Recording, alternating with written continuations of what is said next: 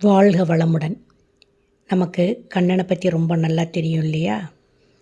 தெரிந்த கண்ணன், ஆனால் அவனை பற்றி தெரியாத 2 கதைகளை இன்றைக்கி நான் உங்களுக்கு சொல்ல போகிறேன். பிறவியிலேயே கண் பார்வை இழந்தார் சூர்தாசர். சூர்தாசரை பற்றி உங்களுக்கு தெரிஞ்சிருக்கும். இளம் வயதில் கிருஷ்ண பஜனை பாடல்களை கேட்ட அவர் கண்ணன் எப்படி இருப்பார் அப்படின்னு பாடியவங்கள்ட்டெல்லாம் போய் கேட்டிருக்கார். கண்ணன் சின்ன குழந்தை, கருநீல நிறத்தில் இருப்பான். அவன் புன்னகை முகத்தை பார்த்தாலே நம்ம கவலையெல்லாம் மறைஞ்சிரும். நம்மோட கையில் எப்பவும் அவன் ஓடி உக்காந்துருவான். தன்னோட கையில் புல்லாங்குழலை வைத்து கொண்டு அவன் இசையால் இந்த உலகத்தையே இயங்கச் செய்வான் அப்படின்னு சொல்லிட்டு ஒரு பாடகர் இவர்கிட்ட சொல்லியிருக்காரு. அன்னைக்கிலிருந்து சூர்தாசர் என்ன பண்ணியிருக்காரு, கண்ணனை தன்னோட மனக்கண்ணில் பார்க்க ஆரம்பித்தார். அதாவது கண்ணனை சின்ன குழந்தையா, அற்புதமான ஒரு குழந்தையா பார்க்க ஆரம்பித்தார். அதுபோலவே கண்ணனை பற்றி நிறைய பாடல்களை பாடிக்கிட்டே இருந்தார். அந்த கீர்த்தனைகள் நாடு முழுவதும் புகழ் பெற ஆரம்பிச்சுது. ராம பக்தரான துளசிதாசர்னு ஒருத்தர் இருக்கார். அவர் என்ன பண்ணினார், ஒரு நாள் சூர்தாசர் வாழ்ந்து கொண்டிருந்த ஊருக்கு வந்தார். சூர்தாசரோட கீர்த்தனைகளை எல்லாம் கேட்டு தன்னையே மறந்தார் துளசிதாசர். ஆஹா, எவ்வளோ அற்புதமான பாடல்களை இவர் பாடியிருக்கிறார் அப்படின்னு சொல்லிட்டு ரொம்ப பெருமைப்பட்டார். சூர்தாசரை பாராட்டினார். 2 பேரும் சேர்ந்து கீர்த்தனைகள் பாடுவோமா அப்படின்னு கேட்டார். சரின்னு சொல்லிட்டு 2 பேரும் சேர்ந்து நிறைய பாடல்கள் கீர்த்தனைகள் எல்லாம் பாடினாங்க. அன்றிலிருந்து தினமும் கண்ணன் கோயிலுக்கு 2 பேரும் போவாங்க. கீர்த்தனைகள் எல்லாம் பாடிட்டு திரும்ப வீட்டுக்கு வருவாங்க. ஒரு நாள் அவங்க இப்படி போயிட்டுருக்கும்போது என்னாச்சு, ஊர் மக்கள் எல்லாம் எதிர்த்தாப்புல பயத்தோட திம்மு திம்மு திம்மு திம்முன்னு ஓடி வந்தாங்க. என்னாச்சுன்னு சொல்லிட்டு துளசிதாசர் கேட்குறாரு. மதம் பிடித்த யானை ஒன்று ஆக்ரோஷமாக ஓடி வருது, நிறைய பேரை மிதித்து கொன்று விட்டது. அதனால் நாங்கள் எல்லாம் ஓடுறோம், நீங்களும் பாதுகாப்பான இடத்துல போய் ஒளிஞ்சுக்கோங்க அப்படின்னு சொல்லிட்டு ஊர் மக்கள் சொல்லிட்டு ஓடி போயிட்டாங்க. மதம் பிடித்த யானை எப்படி இருக்கும் அப்படின்னு சொல்லிட்டு கலங்கி போனார் சூர்தாசர். அவரை தேற்றி, நமக்கு கண்ணன் இருக்கும்போது என்ன கவலை, நீங்கள் ஒன்றும் பயப்படாதீங்க அப்படின்னு சொல்லிட்டு கண்ணனை நினச்சி தியானித்தார் துளசிதாசர். மதம் கொண்ட யானை அவர் அருகே நின்றுச்சு. அவரோட தியானத்தில் இருந்ததை பார்த்து அவரை பணிந்து வணங்கிட்டு வந்த வழியே அமைதியாக திரும்பி போயிட்டு கொஞ்ச நேரம் கழித்து தியானம்லாம் கலைஞ்சு முடிஞ்சோடனே கண் திறந்து பார்க்குறார் துளசிதாசர். மக்கள் அனைவரும் அவரை வணங்கி நடந்ததை சொல்லி ரொம்ப சந்தோஷப்படுறாங்க. அதை கேட்டு எல்லாம் கண்ணன் செயல், கண்ணனை வணங்குங்கள் அப்படின்னு துளசிதாசர் சொல்கிறாரு. சூர்தாசரை காணமேன்னு சொல்லிட்டு அவர் தேடுறாரு.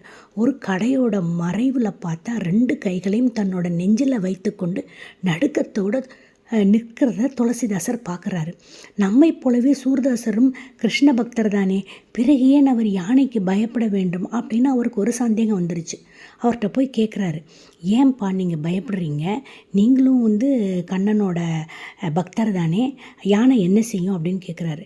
உடனே இவர் சொல்கிறாரு, துளசிதாசரி, நீங்கள் மிகப்பெரிய கிருஷ்ண பக்தர், நான் ஒப்புக்கொள்கிறேன். உங்கள் மனதில் இருக்கும் கண்ணன் இளமையானவன், வலிமையானவன், மத யானையை அவன் விரட்டி விடும் திறமை கொண்டவன்.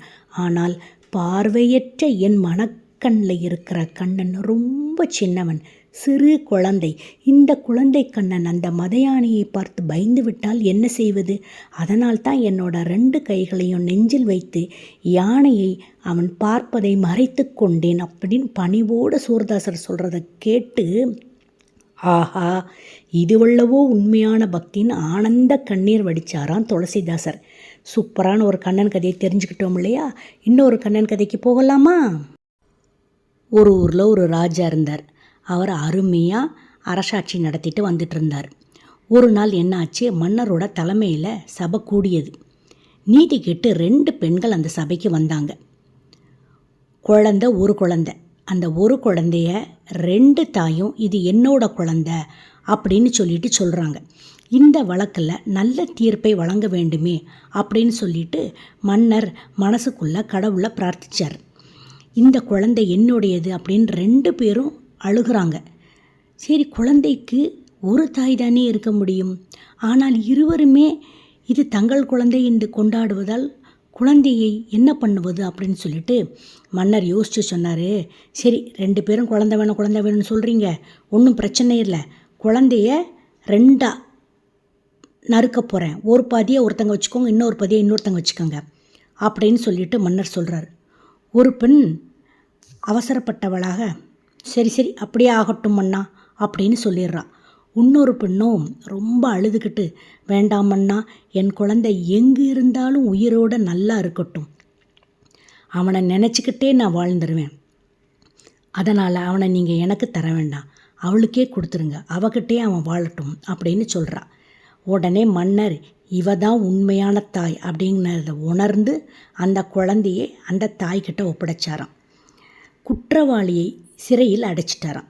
இதைப்போலவே பக்தன் ஒருவனிடம் பகவான் கண்ணன் திருவிளையாடல் நிகழ்த்தினார். என்னென்னு பார்க்கலாமா? பாண்டவரில் ஒருவனான அர்ஜுன் தானே சிறந்த பக்தன் அப்படிங்கிற ஒரு ஆணவம் அவனுக்கு இருந்தது. இந்த ஆணவத்தை அடக்கணும் அப்படின்னு சொல்லி கண்ணன் நினைச்சார். கண்ணனுக்கு என்னை விட நெருக்கமானவர் யாரும் கிடையாது. என் உடம்புல உள்ள ஒரு உறுப்பை கேட்டாலும், எந்த உறுப்பை கேட்டாலும் நான் கண்ணனுக்காக கொடுப்பேன் அப்படின்னு சொல்லிட்டு பெருமை பேசினா அர்ஜுனன். இதை கேட்டதும் கண்ணனுக்கு கொஞ்சம் கோபம் வந்தது. அவனை ஒரு ஏழையோட குடிசைக்கு கூட்டிகிட்டு போனார் கண்ணன். அங்கே சிறுவன் ஒருவனும் அவனோட பெற்றோரும் இருந்தனர். கண்ணனை பார்த்ததும் அவங்க, கண்ணா, உன்னை தரிசிக்கும் போது எங்களுக்கு எவ்வளோ சந்தோஷமாக இருக்குது, உன்னை தரிசிக்கும் பேறு பெற்ற நாங்கள் பாக்கியசாலிகள் அப்படின்னு சொல்லிட்டு சொல்கிறாங்க. ஆனால் எங்கள்கிட்ட காணிக்கையாக தரதுக்கு உயர்ந்த பொருள் எதுவுமே இல்லையே, இங்குள்ள ஏதாவது ஒன்றை நீ கேளு கண்ணா, நாங்கள் உங்களுக்கு தாரோம் அப்படின்னு சொல்கிறாங்க.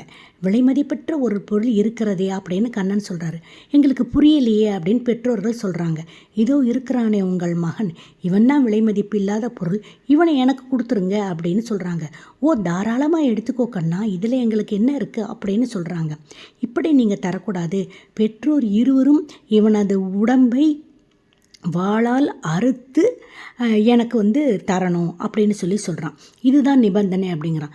நிச்சயம் தருகிறோன்னு அப்படின்னு தந்தை சொல்கிறாரு. ஆனால் அறுக்கும்போது நீங்கள் 3 பேருமே ஒரு சொட்டு கண்ணீர் கூட வடிக்கக்கூடாது, அதுதான் கண்டிஷன் அப்படின்னு சொல்கிறாரு. தாமதிக்காமல் உடனடியாக செயலில் இறங்கினாங்க.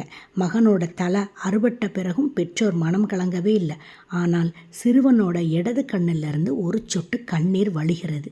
உடனே கண்ணன் கேட்குறாரு, நிறுத்துங்கள், இங்கே யாரும் கண்ணீர் விடக்கூடாதுன்னு நான் சொல்லியிருக்கேன், ஆனால் சிறுவனோட கண்ணிலேருந்து கண்ணீர் வந்துருச்சு, அதனால் இந்த காணிக்கையை நான் ஏற்க மாட்டேன் அப்படின்னு சொல்கிறாரு. உடனே இடது கண்ணிலிருந்து கண்ணீர் வருகிறது ஏன் என்று உங்களுக்கு புரியவில்லையா கண்ணா? வலது பக்கம்தானே நீங்கள் கேட்டீர்கள், வலது பக்கத்தை உங்களுக்கு எங்கள் அப்பா கொடுக்குறாரு, ஆனால் இடது பக்கத்தை என்கிட்ட இருக்கிறதுனால என்னோட கண்ணிலேருந்து கண்ணீர் வருதுன்னு சொல்கிறார். அதே தான் தந்தையும் சொல்கிறாரு. உடனே திருவிளையாடலை நிறுத்தி விட்டார் கண்ணன். உடனே அர்ஜுனன் சொல்கிறாரு, பேச்சளவில் இருக்கும் நான் எங்கே, உண்மையான இந்த பக்தர்கள் எங்கே, இவர்களோட பக்திக்கு முன்னாடி நான் அற்பமாகி விட்டேனேன்னு சொல்லி வருத்தப்படுறான் அர்ஜுனன். அவனது ஆணவம் அந்த இடத்திலேயே அழிந்து போகிறது. கண்ணனின் அருளால் சிறுவன் மீண்டும் உயிர் பெறுகிறான். பெற்றோர்கள் எல்லோரும் கண்ணா கண்ணா என்று மகிழ்கின்றனர். இது கண்ணனோட இன்னொரு கதை. அதனால் நாம் எப்பவுமே என்ன பண்ணக்கூடாது, ஆணவம் கொள்ளக்கூடாது. அப்புறம் முதல்ல கதையில் பார்த்த மாதிரி பொய் சொல்லக்கூடாது. ஏன் குழந்தைன்னு பொய் சொன்னால் இல்லையா ஒரு தாய், அது மாதிரி பொய்யை சொல்லக்கூடாது. ஆணவம் இருந்தால் நம்மளுடைய எதிர்காலத்தை அழித்து விடும். ஆணவத்தையும் நாம் மறந்து விட வேண்டும்.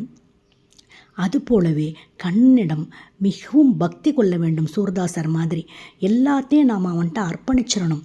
அவன்கிட்ட ஆழ்ந்த பக்தி கொண்டால் எங்கிருந்தாலும் அவன் நம்மை காப்பாற்றுவான். அடுத்து ஒரு சூப்பரான பதிவில் உங்களை நான் சந்திக்கிறேன். அது வரைக்கும் காத்துக்கிட்டுருங்க. டாடா, பாய்.